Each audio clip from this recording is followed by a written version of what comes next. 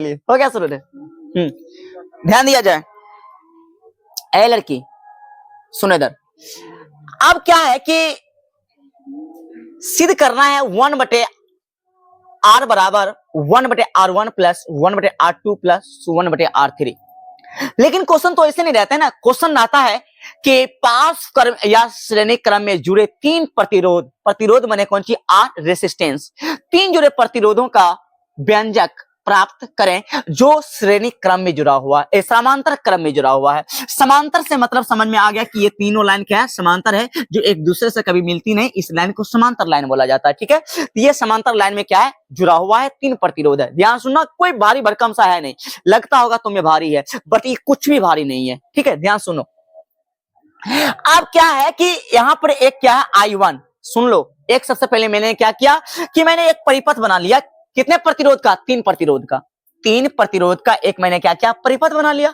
और परिपथ बनाने के लिए आपको पता है कि यहां पर R1 दिया, R2 दिया, R3 दिया, माने वो क्या रेसिस्टेंस है, प्रतिरोध है। और प्रतिरोध के बारे में कौन नहीं जानता, चालक पदार्थ का वह गुण जो धारा का क्या करता है, विरोध करता है। चालक पदार्थ का वह गुण जो धारा का क्या करता है, विरोध करता है, उसी को हम क्या कहते हैं, प्रतिरोध कहते हैं। और इसका ऐसा मात्रक ओम होता है जो बहुत इंपॉर्टेंट है, बच्चे को याद रखना चाहिए। अब क्या हुआ, इससे आई धारा प्रवाहित हो रही है। आई धारा प्रवाहित होने के कारण ही क्या प्रतिरोध, क्या उत्पन्न हो रहा है, प्रतिरोध R1, R2 और R3। कोई दिक्कत? अब क्या हुआ कि यहां पर मैंने कुछ लैंग्वेज लिख दिया ताकि आपको आसानी से मैं समझा सकूं। ठीक है, इसके लिए, क्योंकि इतना लिखना थोड़ा सा एक बार में ज्यादा मुश्किल हो जाता है।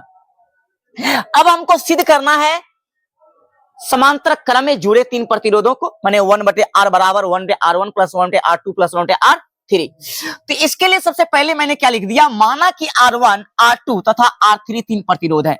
R1, R2 तथा R3 कितने प्रतिरोध हैं, तीन प्रतिरोध हैं, जो कहा समांतर क्रम में संयोजित है। किस क्रम में संयोजित है, समांतर क्रम में। समांतर क्रम है कि नहीं, बताओ किस क्रम में संयोजित है, समांतर क्रम में संयोजित। याद रखो, ऐसे ऐसे क्वेश्चन को हमें अच्छी तरह से तैयारी कर रखना चाहिए। और आपको पता होना चाहिए कि फिजिक्स में बहुत कम 5 नंबर के क्वेश्चन है जिसे आप तैयारी, अब बच्चा को लगता है कि क्या रिवीजन कर ले जी एग्जाम में आ जाएगा, दिमाग में हमेशा उसको सेट है। और एक बात उसको लगता है कि अभी हमको बता दे कि एग्जाम में कौन सा क्वेश्चन आएगा, पूरे घोर के पी जाएंगे। लेकिन मैं आपको बता रहा हूं, ये जो क्वेश्चन है ना, ये घोर के पीने ही वाला क्वेश्चन है। अगर ऐसे क्वेश्चन की बात कहा जाए, ये क्वेश्चन क्या है, घोर के पीने वाला है। लेकिन बच्चा को क्या बोला जाए, ओखनी तो देखना कना करता जना लगे जी कि ककरा मोबाइल में क्वेश्चन आउट बेले एना निहारता है, इस हिसाब से निहारता, सच कहते हैं आपको बिल्कुल अजब लगेगा। सही कहते हैं, सब परेशान हो जाता है। बिल्कुल लगेगा कि मतलब एक लगे जे आई भी बताए दे, सब एकदम पूरे यादें कर लेते हैं। लेकिन उसमें क्या होता है, कुछ भी नहीं होता है। कितना तुम कोशिश करके क्या कर पाओगे, कितना रिवीजन कर पाएगा, कितना याद कर पाएगा बच्चा। इसलिए बच्चा को चाहिए कि उससे पहले जितना संभव हो उसे याद कर ले, उसे रिवीजन कर ले, जो कि बहुत बड़ा महत्व है। ये सब क्वेश्चन एग्जाम में एक बार नहीं आया, कई बार आया हुआ क्वेश्चन है। और बच्चा को चाहिए सब क्वेश्चन को हमेशा तैयार रखे। इससे हटके क्या आएगा, ये आएगा नहीं तो समांतर क्रम है, श्रेणी क्रम है, दर्पण सूत्र है, लेंस सूत्र है, इस सब से हट करके क्वेश्चन नहीं आता है। विद्युत मोटर, विद्युत जनरेटर हो गया, उसके बाद और बहुत सारे क्वेश्चन लिखाए हुए हैं जिसको ओपन भी करना नहीं चाहिए। समझ में आता है कि नहीं? तो ये सारे क्वेश्चन को पूर्णतः विद्यार्थी को तैयार करना चाहिए। और देखो कुछ है नहीं, सबसे पहले मैंने क्या कहा कि इसके बारे में मैंने लिख दिया। लैंग्वेज क्या है, माना कि R1, R2 तथा R3 तीन प्रतिरोध हैं। R1, R2, R3 कितने प्रतिरोध हैं, तीन प्रतिरोध हैं, जो किस क्रम में संयोजित है रे, समांतर क्रम में संयोजित है। और समांतर क्रम से मैंने बता दिया कि ऐसे लाइन जो एक दूसरे से कभी मिलती नहीं है, वैसे लाइन को क्या बोला जाता है, समांतर लाइन। समझ में बात आ रही कि नहीं आ रही है? हाँ, अब देखिए नेक्स्ट पॉइंट समझिएगा, आगे क्या कहता है, कहा भी वोल्ट के बैटरी से, आपको पता होना चाहिए, ध्यान सुनना। ये वोल्ट क्या है, वोल्ट क्या आपको पता, किसका ऐसे मात्रक, विद्युत विभव का ऐसे मात्रक क्या होता है, वोल्ट। विद्युत विभव का ऐसे मात्रक वोल्ट, और विभवांतर का या ऐसे मात्रक भी वोल्ट। और विभवांतर किसे कहते हैं, दो विभवों में अंतर को विभवांतर कहते हैं। दो विभवों में अंतर को क्या कहते हैं रे, विभवांतर। और विभवांतर हमें कैसे प्राप्त होगा, जब बड़ा वाला में से छोटा वाला को क्या करेंगे, घटा देंगे। जब बड़ा वाला में से छोटा वाला को क्या करेंगे, घटा देंगे, तो हमें क्या प्राप्त हो जाएगा, विभवांतर प्राप्त हो जाएगा। यानी बड़े वोल्ट में से छोटे वोल्ट को अगर घटा दिया जाएगा तो हमें क्या प्राप्त हो जाएगा, विभवांतर प्राप्त हो जाएगा। अब ध्यान दीजिएगा आगे, तो क्या लिखा, भी वोल्ट के बैटरी से आई धारा प्रवाहित होती है। देखिए ना, टुकुर टुकुर समझा, कोशिश करिए ना, रिवीजन कर लिया जाए। याद रखिए ये सब पहले एग्जाम के लिए जड़ी बूटी, ये सब जड़ी बूटी हुआ, जितना इस सबको है कुछ नहीं, इतना बुझो ये लिखल है बस यही है, आगे जो सिद्ध होगा सो चुटकी में होगा, चुटकी में सिद्ध होता है। अब मैंने क्या किया, लिख दिया आई धारा प्रवाहित होती है।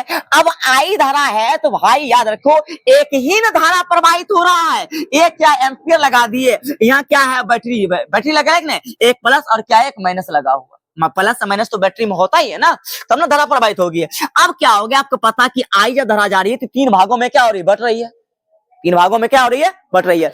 अब जब तीन भागों में बट गई तो यहाँ पर क्या हुआ, सुनना ध्यान से, तो I1 I2 और I3 हो गया, लेकिन तीनों का संयोजन तो I से ने यहाँ पर टोटल तो एक ही धारा ने, वही जाकर क्या होगी, बट गई, मतलब ये हो गया I1 plus I2 plus I3, ये मतलब किसके बराबर है, कैपिटल I के बराबर है। अब तो सिद्ध करना है, इतना मैंने जो लिख दिया, ठीक है। अब क्या करना है, कहा कि तो ओम के नियम से, और ओम के नियम आपको पढ़ाया गया, ओम के नियम में लिखा जाता है I बराबर V बटे R, लिखा जाता है कि नहीं था, बताओ। ओम के नियम से I बराबर V बटे R होता है कि नहीं होता है, बिल्कुल ओम के नियम से I बराबर V बटे R होता है। अब आगे क्या कहा, आगे मैंने लिखा R1 R2 तथा R3 प्रतिरोधों के छोरों के बीच प्रवाहित होने वाली धारा, सुन रहे हो, R1 R2 तथा R3 क्या हुआ, R1 R2 तथा R3, R1 R2 तथा R3, R1 R2 तथा R3 प्रतिरोधों के छोरों के बीच, प्रतिरोधों के छोरों के बीच, इसके और इसके छोरों के बीच, अगर सपोज करो इसको हम ए मानते हैं और इसको क्या मानते हैं बी, तब पहला छोर ए, दूसरा छोर क्या हो गया बी, कहा कि छोरों के बीच प्रवाहित होने वाली धारा, तब प्रवाहित होने वाली धारा क्या होगा, आई, प्रवाहित होने वाली धारा क्या होगा, आई। तो पहला आई है तो I1 मानेंगे कि नहीं मानेंगे, बताओ, प्रवाहित होने वाली धारा क्या मानेंगे, आई मानेंगे। अब आपको पता है कि ओम के नियम से आई बराबर क्या होता है, V बटे R, जहां V क्या है, विभवांतर, V क्या है, विभवांतर, और विभवांतर जब है तो आपको पता है कि विभवांतर क्या हो गया, दो विभवों में अंतर, दो विभवों में अंतर, तो दो विभवों में अंतर आया तो आपको पता है यहाँ हो गया कौन सी ए, यहाँ क्या है बी, यानी होगा यहाँ अगर विभवांतर ज्ञात करेंगे तो VA माइनस क्या आ जाएगा, VB, VA माइनस क्या आ जाएगा, VB हो जाएगा, तो हो गया कौन सी VA माइनस कौन सी VB, समझ में आ रहा। अब बटा कितना हो जाएगा, R1 बटा कौन सी R1, ध्यान देना आगे, आगे क्या होगा I2, क्या होगा I2, यहां पर भी क्या होगा, वही होगा VA माइनस कौन सी VB, क्योंकि दो विभवों में अंतर, अब बटा क्या हो जाएगा R2, क्या होगा R2, फिर क्या हो जाएगा तथा R3 तथा I3, I3 में भी क्या होगा, वही होगा VA माइनस कौन सी VB बटा क्या हो जाएगा R3, इसको मान लेंगे इक्वेशन फर्स्ट, इसको मान लेंगे इक्वेशन सेकेंड, और इसको मान लेंगे इक्वेशन थर्ड, कोई दिक्कत। अब क्या करेंगे, तीनों को जोड़ देंगे, तीनों को क्या करेंगे, जोड़ देंगे, समझने का कोशिश करना। अब तीनों को जोड़ेंगे तो क्या मिलेगा, सो ध्यान देना, हम जगह के अभाव में थोड़ा सा, नहीं तो आपको नीचे जगह मिले तो नीचे ही आपको सजा करके बढ़िया से लिखना है, बाएं तरफ आपको फिगर बढ़िया से बना लेना है, समीकरण, समीकरण फर्स्ट जोड़ सेकेंड जोड़ थर्ड से, ठीक है, तीनों को मैंने क्या किया, जोड़ दिया, देखो बिल्कुल आसान है, समझने का कोशिश करना, तीनों को जोड़ दो, तीनों को जोड़ेंगे तो क्या मिलेगा भाई, I1 मिलेगा, प्लस क्या मिलेगा I2 मिलेगा, प्लस क्या मिलेगा I3 मिलेगा, मिलेगा कि नहीं मिलेगा, बोलो क्या हुआ, ठीक है। अब क्या किया, अगर जोड़ दिए तो जोड़ने के बाद क्या मिला, तीनों को जोड़ो, तीनों को जोड़ो, आप जोड़ेंगे तो यहाँ पर क्या होगा, VA माइनस VB होगा, बोलो न रे, अब बटा क्या होगा R1, नहीं बोलता होगा कि नहीं होगा। अब इसको जोड़ो तो फिर क्या होगा, प्लस, मैंने LHS को LHS के साथ, RHS को RHS के साथ, इसको इसके साथ जोड़ दिए, इसको इसके साथ जोड़ो, फिर क्या होगा बताओ, VA माइनस VB, अब बटा कितना हो जाएगा R2, अब प्लस कितना होगा VA माइनस कौन सी, नहीं बोलता है VB, बटा कितना है R, नहीं होगा। अब देखो VA minus VB, VA minus VB, VA minus VB, सब में कॉमन आ रहा है, नहीं आ रहा कॉमन, तो कॉमन कर लेंगे, और I1 plus I2 plus I3 ये सब के बराबर हम क्या लिख सकते हैं, नहीं लिख सकते हैं आई, ये सब के बराबर में आई लिख सकते हैं, अरे बोलबे नहीं करता है, लिख सकते हैं। तो आप जब लिख दिए तो यहां पर क्या हो गया, यहां पर हो गया आई, आई आया। अब देखो यहां पर मैंने कॉमन कर लिया कौन सी VA माइनस कौन सी VB, वी ए माइनस कौन सी वी बी। जब यहां से V A minus V B निकल गया तो क्या बचा 1/R1 प्लस 1 कौन सी R2 प्लस 1 कितना R3। क्योंकि यहां से भी माइनस वी सब में भी माइनस वी निकल गया तो कुछ नहीं बचा एक, कुछ नहीं बचा एक, कुछ नहीं बचा एक, तो यहाँ क्या बचा 1/R1 plus 1 plus R2 plus 1/R3 नहीं हो गया। अब ध्यान देना आगे समझने की कोशिश करना। VA माइनस VB है तो VA माइनस VB ध्यान देना समझने की कोशिश करना। ये VA माइनस V किसके बराबर है? V के बराबर है, विभवांतर के बराबर है। विभवांतर को भी V से सूचित किया जाता है। और आपको पता है क्या कि I बराबर क्या होता है? I बराबर क्या होता है? I बराबर V बटे R। तो हम I के जगह पर क्या लिख सकते हैं? V बटे R, V बटे, लेकिन V बटे R तो लिखेंगे, लेकिन यहां पर क्या है? V क्या है? विभवांतर, यानी क्या हो जाएगा? VA माइनस कौन सी रे? VB। एन कौन सी मिला हमको? VA माइनस कौन सी बोलो न रे? VB into 1/कितना R1 plus 1/R2 1/R3 ऐसे मिला है। अब ये क्या हो जाएगा? कट जाएगा।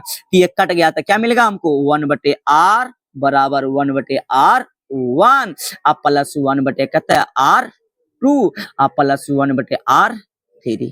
समझ में आया? अब ऐसे करके इसको ब्रैकेट में घेर दीजिए और नीचे प्यार से प्रूव्ड लिख दीजिए। क्या आपको लग रहा भारी है?